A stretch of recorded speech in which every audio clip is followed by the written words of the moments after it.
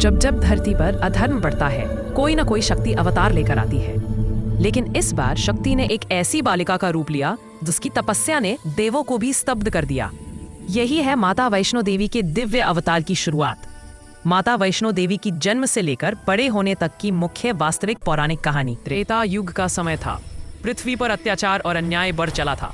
राक्षस, दैत्यों और आसुरी शक्तियों के कारण मानव जीवन कठिन हो गया था।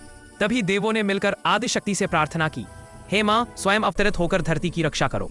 आदिशक्ति ने मुस्कुराकर वचन दिया, मैं एक कन्या रूप में धरती पर प्रकट होकर धर्म की स्थापना करूंगी। दिव्य अवतार माता वैष्णो का जन्म।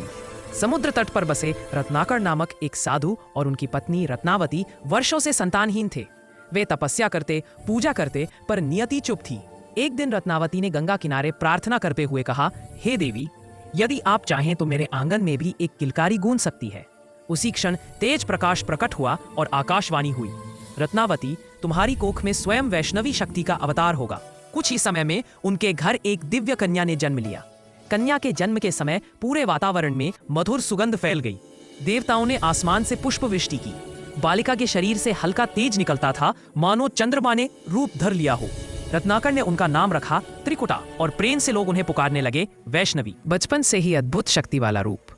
त्रिकुटा बचपन से ही सामान्य बच्चों जैसी नहीं थी। कुछ महीनों की होते ही वे घंटों ध्यान लगाती। 5 वर्ष की आयु में उन्होंने शास्त्रों का ज्ञान ऐसे समझ लिया जैसे यह उन्हें जन्म से आता हो। एक दिन गांव की महिलाओं ने देखा कि त्रिकुटा बिना छुए जल को अपने पास खींच लेती है। कभी किसी भूखे को वह बिना अनाज के स्पर्श किए अन्न प्रदान कर देती। लोग समझ गए, यह कोई साधारण बालिका नहीं, शक्ति का अवतार है। तपस्या की इच्छा और घर से प्रस्थान। जब त्रिकुटा लगभग 8 से 9 वर्ष की हुई, तब उनके भीतर तपस्या की प्रबल भावना जाग उठी। उन्होंने अपने माता पिता से कहा, मुझे साधना करनी है, लोगों की सेवा करनी है और धर्म की रक्षा करनी है। माता पिता पहले दुखी हुए, पर फिर समझ गए कि दिव्य शक्तियों का मार्ग अलग होता है। त्रिकुटा ने पीले रंग के वस्त्र धारण किए और कठोर ब्रह्मचर्य का व्रत लिया। कुछ ही समय में वे प्रसिद्ध होने लगी।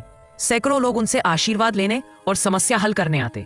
उनकी साधना और तेज देखकर महर्षि लोग भी कहते, यह कन्या युगों युगों तक पूजी जाएगी। श्री राम से भेंट। वैष्णो के जीवन का मोड़।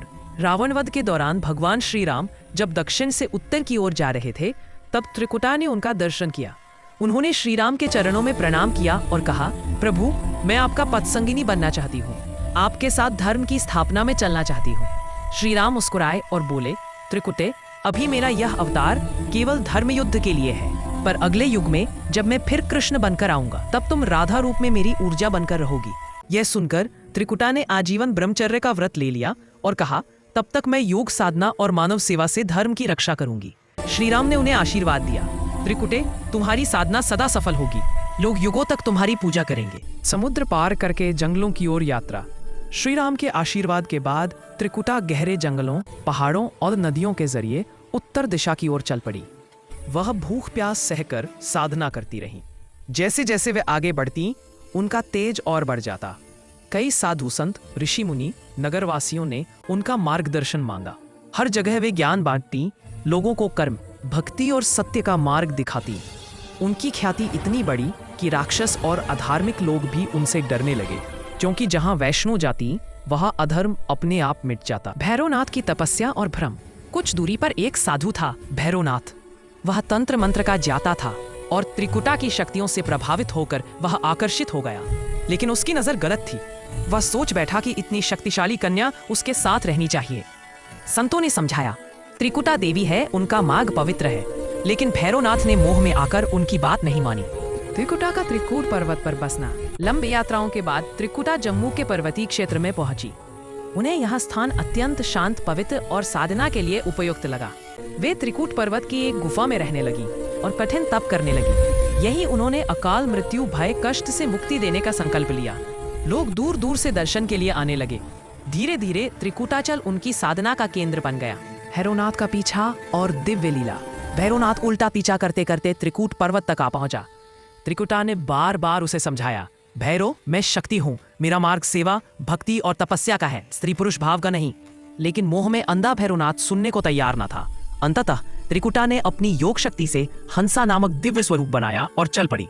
भैरवनाथ लगातार पीछा करता रहा। वे बनगंगा पहुंची, जहां उन्होंने अपने चरण धोए, फिर चढ़ाई वाले मार्गों से होती हुई वे अर्धकुमारी पहुंची, जहां उन्होंने 9 महीना तप किया। भैरवनाथ फिर भी नहीं माना। अंत में देवी गुफा तक पहुंची और वहां ध्यानस्थ हो गई। असली शक्ति का प्रकट होना। जब भैरवनाथ गुफा तक पहुंच गया, तब त्रिकुटा ने दिव्य रूप धारण किया।